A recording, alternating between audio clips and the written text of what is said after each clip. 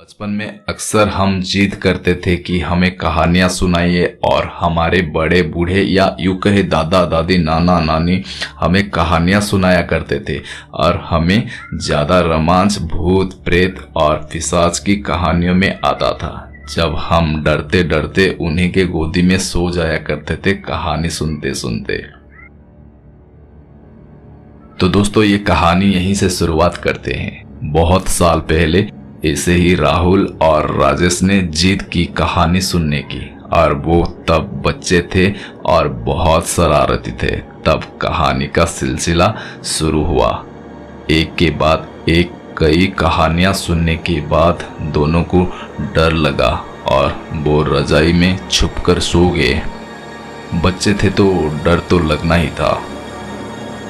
रात हो गई और राहुल को पेशाब लग गई, पर डर के मारे किसी को बता नहीं रहा और गांव का माहौल था। सब सो गए थे और चारों ओर सन्नाटा छाया हुआ था।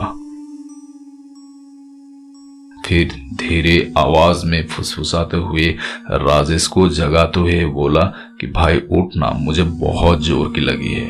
पर राजेश अपनी नींद में मस्त था। राहुल और राजेश शहर से पहली बार गांव गए थे, क्योंकि नानी का घर तो सबको प्यारा होता है। राहुल ने एक बार फिर कहा भाई उठना, लेकिन वो नहीं उठा। राहुल की नजर सामने खिड़की पर थी, जहां से बाहर का घोर अंधेरा दिख रहा था और राहुल के दिमाग में वो कहानी घूम रही थी जो उसे नाना जी ने सुनाई थी।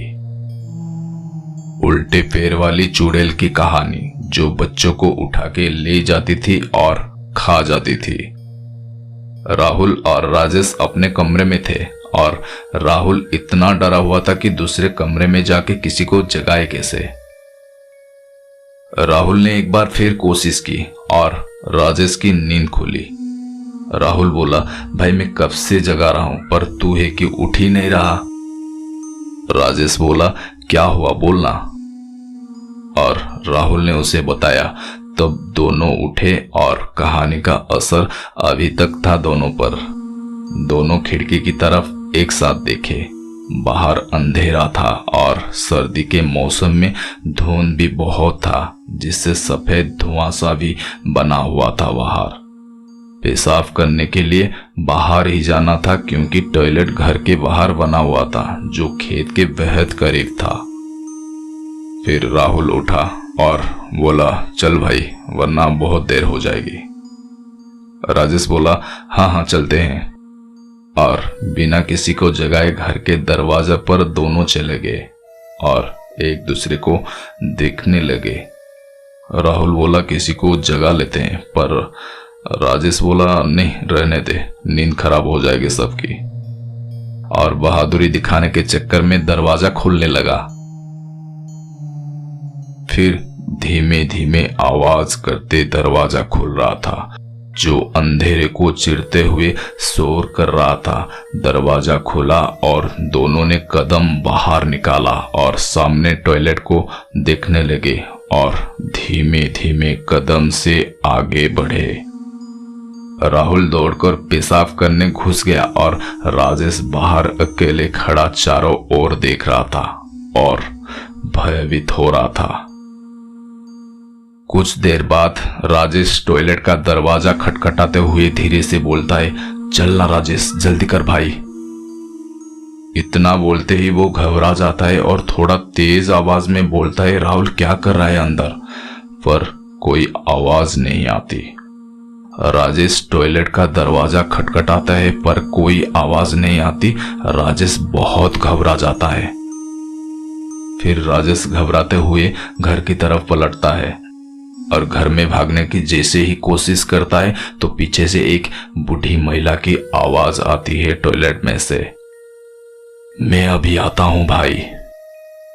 राजेश एक पल के लिए सुन्न हो जाता है और सामने खिड़की पर देखता है कि राहुल खड़ा है और बोल रहा है भाई तू बाहर क्या कर रहा है। राजेश और घबरा के सुन्न हो जाता है और राहुल को देखने लगता है। टॉयलेट का दरवाजा आवाज करते हुए धीरे धीरे खुलने लगता है। राहुल बोलता है, भाई पीछे वो सफेद साड़ी में बूढ़ी औरत कौन है? राजेश खिड़की पर देखता है कि राहुल डरी हुई निगाहों से लगातार राजेश के पीछे देख रहा था। डर के मारे राजेश की आवाज मानो चली गई थी। राजेश पीछे पलटने को जैसे ही कोशिश करता है वैसे ही तेज आवाज में राहुल चिल्लाता है, नहीं राजेश, पीछे नहीं। तुझे कहानी याद है ना जिसमें क्या कहा था नाना जी ने कि कभी पीछे नहीं पलटना चाहिए।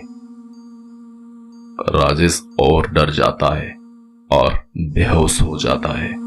आखिर छोटा बच्चा जो था, राहुल देखता है कि वो औरत जो राहुल के पीछे थी वो टॉयलेट से ही बड़ी भयानक आवाज में बोलती है, आजा राहुल, अपने भाई को बचाएगा नहीं। अब राहुल भी कांप गया था डर से और लगातार चिल्लाने लगता है, नाना जी, नाना जी। पर बिजली की तेज कड़कड़ाहट से और पेड़ों के हिलने की तेज शोर में राहुल की आवाज दब जा रही थी। वो बुढ़िया वही चुड़ैल थी जो उस गांव के रहने वाले उसकी कहानियां सुनाया करते थे। वो बूढ़ी औरत बड़ी ही तेजी से आगे बढ़ती है और राजेश के पास आके बैठ जाती है और हंसते हुए राहुल की तरफ देखती है। राहुल भाग के नाना जी को जगाने जाता है पर दरवाजा बंद हो जाता है। राहुल जोर जोर से दरवाजा पीटने लगता है पर कोई फायदा नहीं होता। राहुल भाग के जाके खिड़की से देखता है तो वो चुड़ैल अपनी असली रूप में आ चुकी होती है। बड़े बड़े बाल, नाखून जो पेड़ को काट के गिरा दे, दांत शेर के जैसे बाहर आ चुके थे और वो हंसते हुए राहुल को देखने लगती है। हा हा हा हा, आजा राहुल आजा, तेरे भाई को खाते हुए मुझे देखना चाहेगा। इतना सुनते ही राहुल जोर जोर से रोने लगता है और बोलने लगता है कि मेरे भाई को छोड़ दो। इतने में वो चुड़ैल चिल्लाती है कि पहले तेरे को ही खा लेती हूँ ताकि तेरा चिल्लाना बंद हो जाए, और तेजी से भागती है राहुल की तरफ। राहुल पहले मंजिल पर होता है और दरवाजा बंद होता है। चुड़ैल पाइप के रास्ते चढ़ने की कोशिश करती है पर बार बार चढ़ नहीं पाती क्योंकि उसके पैर उल्टे होते हैं। पैर उल्टे होने के कारण वो गिर जाती है। पैर उल्टे होने के कारण वो पकड़ नहीं बना पाती। इधर राजेश को होश आता है धीरे धीरे और वो उठने की कोशिश करता है और देखता है कि वो चुड़ैल राहुल को शिकार बनाने की कोशिश कर रही है। राजेश उठता है और दरवाजे की ओर भागने की कोशिश करता है। वैसे ही चुड़ैल भागती है राजेश की ओर और कूदती है उसे पकड़ने के लिए। उतने में वहां से गुजर रहे गांव वाले उसे देख लेते हैं और जोर जोर से चिल्लाने लगते हैं, मारो मारो चुड़ैल चुड़ैल चुड़ैल। चुड़ैल राजेश को पकड़ लेती है और गांव वालों को देखने लगती है। इधर घर वाले भी उठ जाते हैं और बाहर से आ रही आवाज से घर का दरवाजा खुल नाना जी देखते हैं कि वहीं पास में चुड़ैल राजेश को पकड़े हुए खड़ी है। फिर नाना ने एक पुराना मंत्र का उच्चारण करने लगते हैं जो बहुत साल पहले अपने पिताजी से सीखे थे। चुड़ैल बेचैन होने लगती है मंत्र को सुन के और तेजी से राजेश को छोड़ के भागने लगती है गांव वालों की तरफ और उन पर हमला न करके जंगल की ओर भाग जाती है। गांव वाले कहते हैं कि नाना जी वो अपने शिकार को कभी नहीं छोड़ती, वो फिर आएगी। और नाना जी राजेश को घर में लेके जाते हैं और उसके शरीर पर कोई निशान तो नहीं है, वो ढूंढने लगते हैं। राजेश अभी भी बेहोशी की हालत में है पर राहुल के बारे में कोई नहीं सोचता कि वो कैसा है, क्या होगा राहुल के साथ।